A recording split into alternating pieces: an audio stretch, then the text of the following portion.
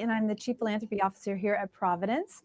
And I want to thank you for joining us here today for an update on Providence's response to COVID-19. I want to remind everybody that this video is for informational purposes only, and it's not intended to be a substitute for professional medical advice, diagnosis, or treatment. Always seek the advice of your physician or healthcare provider with any questions you may have regarding a medical condition. So joining me here today, I'm really excited about this discussion, is Dr. Amy Compton-Phillips. She's the Chief Clinical Officer here at Providence. Hi, Amy. Hi. And also joining us is Dr. Kevin Caserta. Kevin is the Chief Medical Officer for Providence Southwest Washington, and he's also the site administrator for the Providence Centralia Hospital. So welcome, Hello. Kevin. How are you? Great Well, to see thank you. you. A beautiful sunny day in the Pacific Northwest. So thank you both for taking time to talk with us today and with our audience out here. Amy, you've got such a large role at Providence. Can you tell us what's most on your mind? Tell us a little bit about your job and what's most on your mind right now. Sure. Well, thank you so much, Lori. I am responsible for the clinical care that we provide at Providence. And so we care for about 5 million patients a year across our 51 hospitals and 1,000 medical clinics, and want to make sure that we deliver the right care to the right patient at the right time, every time, kind of world-class care with a heart. That's really all about our mission. And what I'm thinking about right now is how we go on to the next stage of our pandemic, because you and I and everybody on the call knows that coronavirus isn't gone. We have really helped because everybody's been amazing. What a fantastic public response. We've helped flatten the curve. And so now we have to figure out how we both continue to go on living while we make a living, right? And that means opening up our economy, and how do we do that safely in a way that preserves the gains we've made against coronavirus, while we get back to our world. And as such, we have to do things in healthcare. We're thinking about how do we make sure that healthcare is safe? And by the way, it is. We've learned a lot in the past 100 days fighting this germ, that it's safe now to actually start taking care of people with cancer and multiple sclerosis and arthritis. And so we're working on that piece. The other piece we're working on is the PTSD type aftermath that we absolutely expect in our communities from all these fast changes. So we're balancing within our footprint, how do we get going again into our daily life, and how do we deal with the aftermath of this incredible disruption? And we've got a lot of services at Providence too, just to support people that are in need with some of those mental health issues too. And I think we're going to have some links for you on our screen down below, because we really do want people to be seeking support if you're feeling overwhelmed by what's going on. So Amy, thanks for that. And Dr. Caserta, can you tell us a little bit about yourself and what your role is here at Providence? Sure. Thank you, Lori. And thank you, Amy, as well. And so I am blessed to serve as our Chief Medical Officer for Providence Southwest Washington. So that's Olympia, Washington, and then Centralia. And then I serve as our site administrator at Providence Centralia Hospital. And actually right now, I have a really wonderful job. I'm also our incident commander for the COVID-19 crisis. And Amy is so correct about the safety of our hospitals. And in fact, some people ask, well, is it safe to come into a hospital or Providence or another clinic? And I actually would counter that and say, is it safe not to do so? And unfortunately, we've had some patients in Providence and then actually other hospital systems that I've heard about that have waited too long to come in. And these are people with things such as chest pain from a heart attack, a stroke. I've heard of people who waited too long for a bowel obstruction, as well as a case, not at a Providence hospital, but a patient waited too long and actually ended up with an amputation after a bad fracture. Oh, wow. And it breaks everyone's in healthcare's heart when we could do something to help people. And in fact, people aren't coming in, and we can't help if they're not here, right? Right. Absolutely. Yeah. Amy, when we were talking, just as we got together, she said the main message is your health can't wait. So we want to emphasize that with people. Just it is time to come back. We're ready for our patients, and it is very safe, and your health can't wait. So what are the risks? I mean, you just talked about some of them, doctor, about delaying care, but what are some of the other risks that you're seeing with people in delaying treatment? Either one of you. Yeah, a really good question about the risk is if you look at, the American Heart Association and other associations, they talk about time is heart or time is brain, right?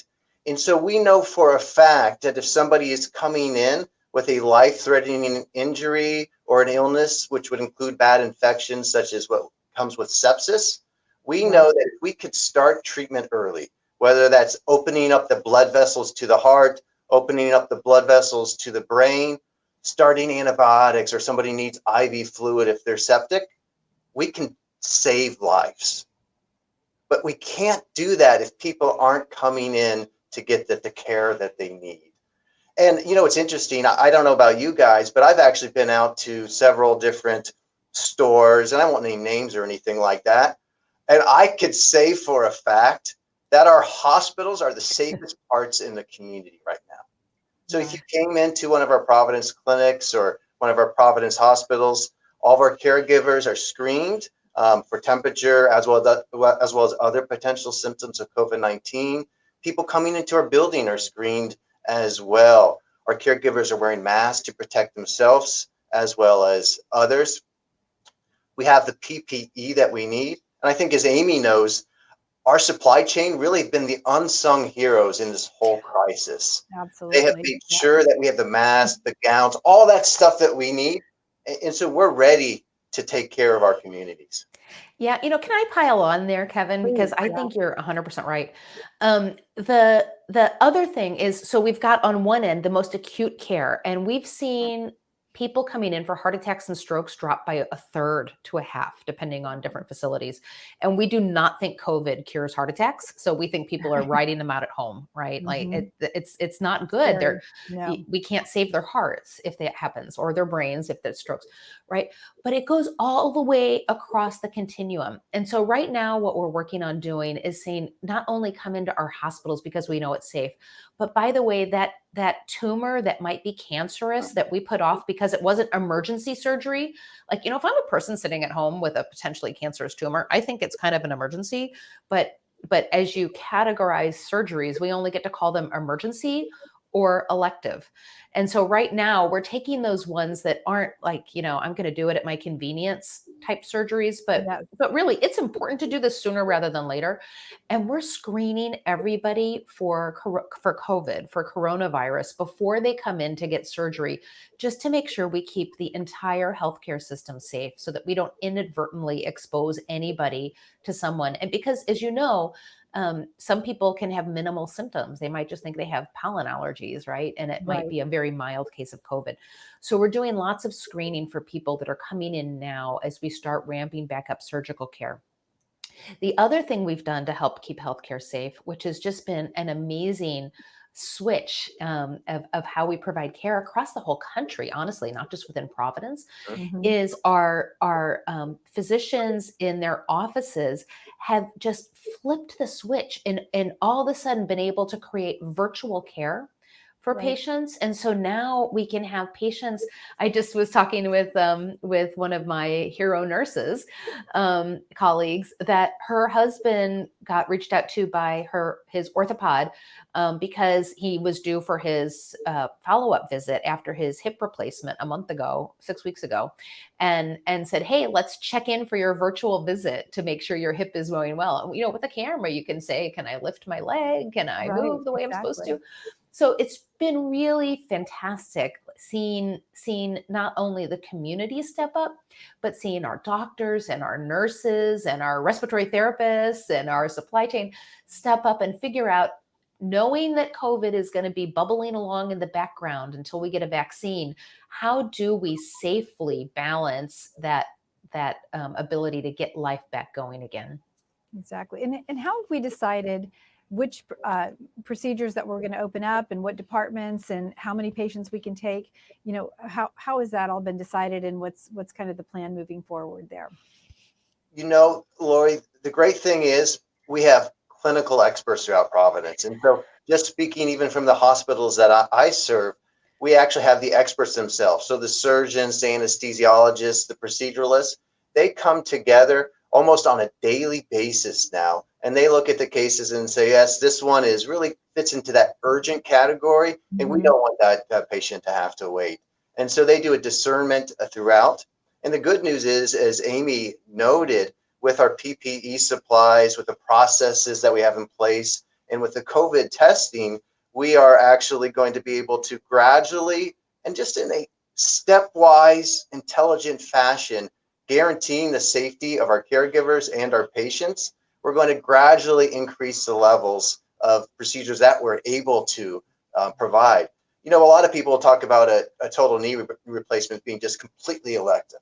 Well, the reality is, if I am having to take pain medications because of that, and I can't get up and doing the exercise that I need to do, there's a reason that we do these cases, right? And Yes, so we're absolutely.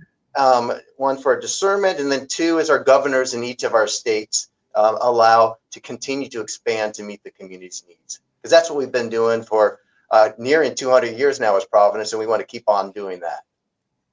And what about, you know, Amy, the clinic operations too? What about that piece of business that people want to get back and they want to do their well care visit, or they want to check their dermatologist? What are we doing in those kinds of situations? Well, we're reaching out to a lot of people whose care has been deferred because you know we know that we need to get kids their immunizations.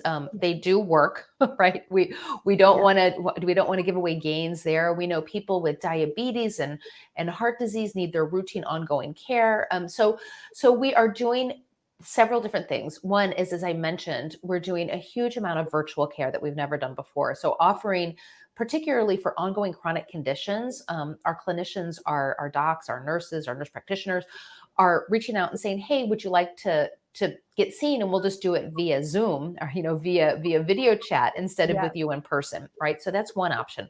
But the other thing is that all of our clinics have been doing a lot of really interesting redesign, everything from the same kind of clear protective barriers that you see at a grocery store now between somebody. So we're installing those.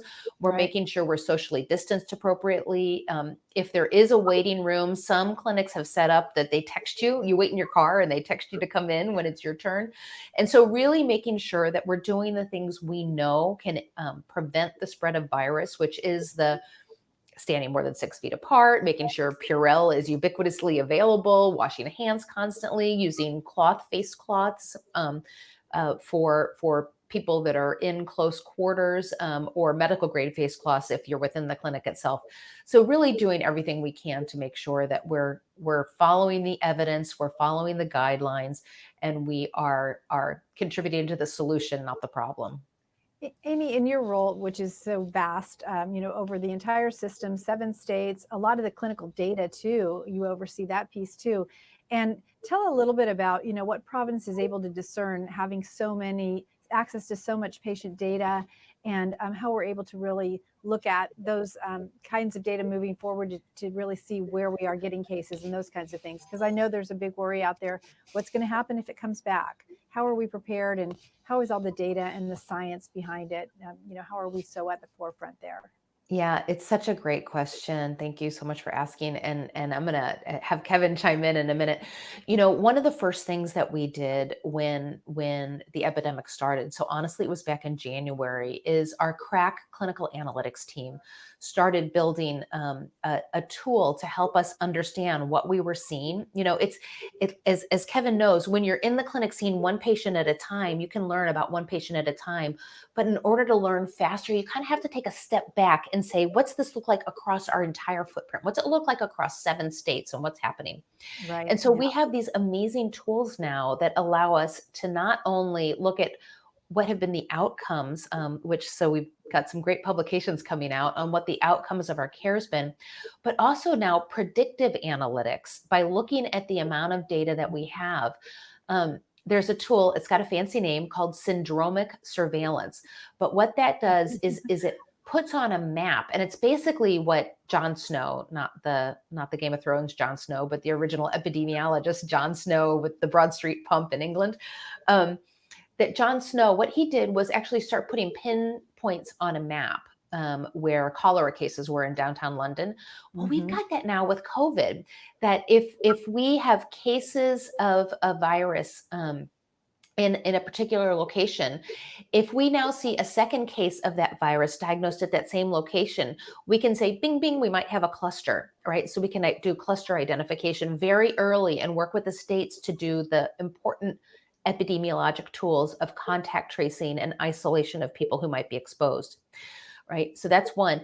The other one, the syndromic surveillance, that's looking for people with symptoms who have fever, cough, shortness of breath. And even if we don't have testing in a market, if we're seeing that triad of symptoms, fever, cough, shortness of breath, we can see spots on the map start to light up. And then we can dive in and say, hey, before we let this get out of control, let's see if we can do something to interrupt the virus replication and get hold of it. And with those two things, what we can do then is this gross, blunt instrument of social distancing where everybody stays home. We can start doing that with much more surgical precision, saying, while most people can start going more closer to their daily life, this little pocket needs to do the social distancing and the isolation. And so it allows us to let most of the economy get moving if we have these better predictive analytic tools as well as early sensing. Amy, It's you were, really exciting. Yeah, yeah, Kevin, please add yeah, to. you're so correct. And what's amazing is being even at the sharp end of and using all of these tools, so that way our caregivers know if a patient comes in that yes, they may be at a higher risk for COVID-19 than another potential patient, and so it really helps to guide us so we're keeping our community safe. The other interesting thing about the tools and the knowledge that we've developed is Providence. It helps us to plan for our PPE, what we call personal protective equipment. So stuff like masks and gowns, all those things that we need to keep our patients and our caregivers safe. We can track those with time, with increased anticipated volumes, with the need, and so that way we make sure that we have those that equipment ready, that we have the appropriate medications, all that stuff that we need. We know exactly where we're at and then can anticipate in case we should, unfortunately see a surge in the future. Yeah, I know. I know all of you guys have been having these daily huddles for the last 2 months, or maybe longer than that, at 7 o'clock, and just the preparation. I think if people realized kind of the mini coalition that you guys have all built to really get the PP&E at Providence really to a level where we feel really confident moving forward has been pretty astounding. And also thanks to all the community members who reached out to us early on to try to help us, when we were scrambling a little bit on those early days. But, speaking of PPE and patient safety and all that, if you are a patient or a family member and you're driving around or you're going to the grocery store, you're coming into the office, what should you be wearing? What kind of masks are working for patients? Do we have masks for patients that come in that might not bring something with them? What should we do as patients when we come into the hospital or the clinic? I'm so glad you asked, because we're moving from where we have been, slowly, gradually, with all this state reopening, from having socially isolated citizens to needing to have socially responsible citizens. And it's been just, I have to take a deep breath when we hear mixed messages coming out. We've got very clear guidance from the CDC at how individuals can be those socially responsible citizens and make sure we keep control of this virus that we've all sat at home for 6 months trying to make happen. And now we want to keep that control. And to be a socially responsible citizen, the things that we do are the things you've been hearing about broadly in the news. Minimize gatherings. So don't immediately go back to having your 12 of your best friends over for a dinner party, right? So minimize, right? Unfortunately, but it really is about making sure that we keep the gains that we've had, where we're minimizing the risk of contagion passing from one person to the other, because it's not like social distancing has cured the contagiousness of this virus. We've just been able to tamp down how many people are getting exposed. And we want to keep that, minimize the number of people getting exposed. So 6 feet apart, wear those face masks. They're a pain in the neck. And I get it. I get out there and I take a walk every day. And I find that I'm Probably 1 in 10 people are wearing a face mask when they're out walking. Oh, But wow. what you do as a socially responsible citizen by wearing that face mask is if you happen to cough or sneeze, or you're one of those people that have the virus and you just are lucky and don't know it, you're asymptomatic, that you're protecting your neighbors, you're protecting your friends, your colleagues from getting that germ. So wear the face mask when you're out in public. Wash your hands often. Don't touch your face. Keep doing that stuff. But the face mask now, and for heaven's sake, if you go into a grocery store, if you go into Home Depot, if you're going to go out and do some gardening because you're losing your mind and it's gorgeous outside right now and you got to get outside, Right. you wearing your face mask keeps those you love safe. So please do it. Yeah, I was actually at a store yesterday. I had to buy some Mother's Day cards, and I think Good there's only about reminder, 20, everybody. yeah, there's about 20% of the people had masks in this store. And as Amy alluded to, it's really about protecting obviously yourself, but as much other people. And maybe I'm healthy, but I don't know about, the 10% of other people who may go to that grocery store who may be immunocompromised or more elderly. And thus, if they got COVID-19, they could have a really bad outcome. Yeah. Kevin, can I just, I'm going to pile on again because it's such a great point. When I think about frontline workers, not only do I think of the healthcare heroes that we have the opportunity to work with, but I tell you, those grocery store clerks and the people working the gas stations so and the hard. people delivering food, they are heroes as well. They are putting themselves in harm's way because they're exposed to the public day in and day out.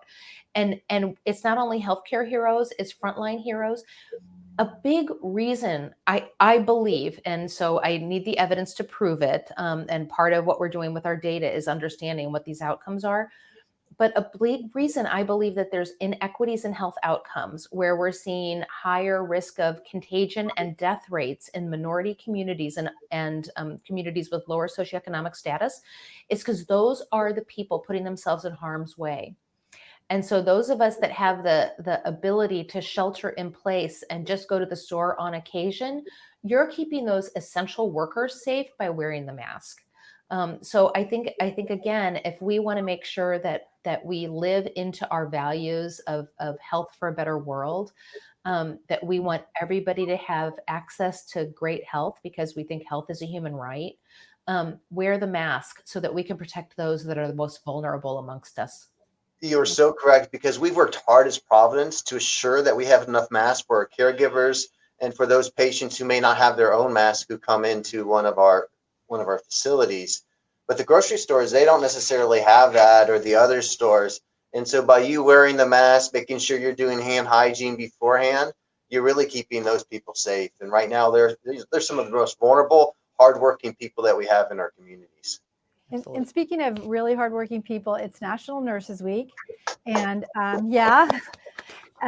think it's been so fantastic to see nurses recognized in the way that they have always deserved to be recognized. And can you both, from your leadership vantage, talk a little bit about nursing and what that's meant to us all across the country, but especially at Providence here during this crisis? So, Lori, when I would round clinically, sometimes I would get a compliment. And I would always say this so proudly. It's really the nurses, and Amy knows this as a physician. It's the nurses, the therapists, the CNAs, all those other caregivers that actually make us doctors look smarter than we actually are. And a good nurse, and we have so many excellent nurses in Providence, they treat people with compassion, with dignity. Right now they're there holding patients' hands who aren't able to have a family member. They're listening to patients crying because of out of loneliness and just concern about their conditions. And they do that every single day. They work hard, tirelessly in terms of meeting the needs of the community. And as a physician, I am just so blessed to have partners who are just outstanding nurses. Yeah. I couldn't agree more, Kevin. As I kind of think about it, that healthcare is a healing art, right? It's a healing profession. And when I think about what docs do is we lead with our head and what's the science, and nurses lead with their heart. And it is the expression of, in our words, it's the expression of God's healing and love. How do we actually care for people? Well, it's hands-on, it's listening, it's holding hands. It is applying the science, but in a way that truly touches the person, mind, body, and spirit that they're caring for. And that's what our nurses do day in, day out. And no wonder they are always, anytime somebody says, what's the most admired professions? Nurses are number one. So the other thing, I had a conversation with our chief nursing officer a little bit ago, and we were talking about the fact that pretty soon we're going to have our newly minted doctors starting on the wards. And I was reflecting back on when I first started, the people who taught me how to be a good doctor were the nurses. Like, that on July 1, if you go into a hospital and there's new residents out there, they're all going up to the nurses going, what do I do now? Right. So thank heavens we have nurses. What a time to be starting your career in healthcare, huh? I mean, crazy. Yeah. It's funny. Okay, Lori, please.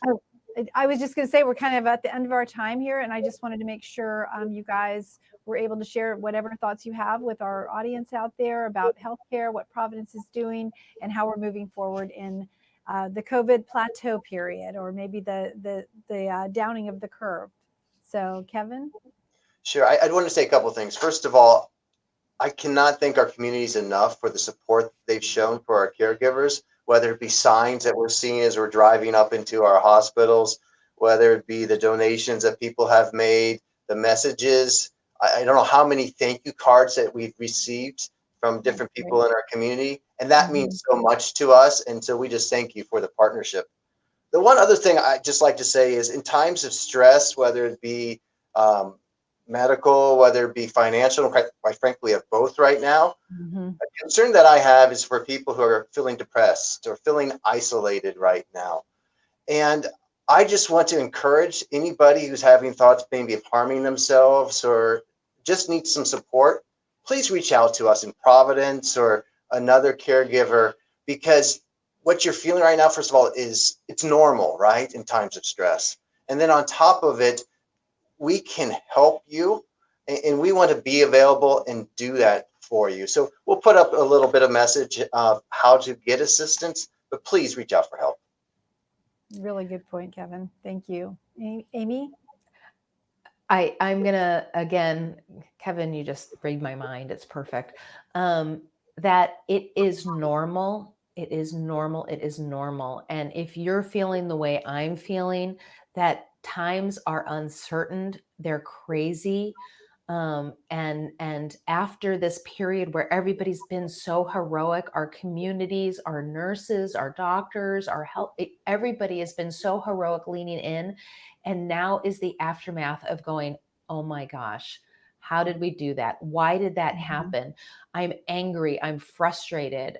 Everybody feels that way. We all feel that way. And so reach out for help. Now is the time. We appreciate you. And we know that we're going to go through the stages of grief after this with anger, bargaining, frustration, till we get to the other side, right? And so don't suffer at home. Healthcare is safe. Your healthcare can't wait. Get help for yourself, mind, body, spirit. Thank a nurse, and happy Mother's Day. Yeah, happy Mother's Day. Well said. Well, thank you all for joining us. Thank you so much, Amy and Kevin, for your time today and for everything that you've done. Your leadership has been extraordinary through these really extraordinary times that we're living through. So want to appreciate you all, and happy Mother's Day, Amy. And to learn more about our initiatives, programs, services, and ways you can support the programs or the issues that we've just talked about, please visit us at providence.org. And your support is essential to us. A lot of people, I oversee the foundations. We've had a lot of gifts come through. Healthcare is in a bit of a financial crisis right now. We will get through it. But for any of you that are donating to Providence, we really appreciate that. And make sure to follow us on social media at Providence Health System on Facebook and Instagram, and under @Providence on Twitter. Have a great weekend, everybody. Happy Mother's Day to all the moms out there. And thank you to all the caregivers. We really love you and we value you so much. Bye-bye. Thank you, Lori. Thank you, Amy. Bye-bye. Thanks. Thank you. Thank you guys. Oh, Lori.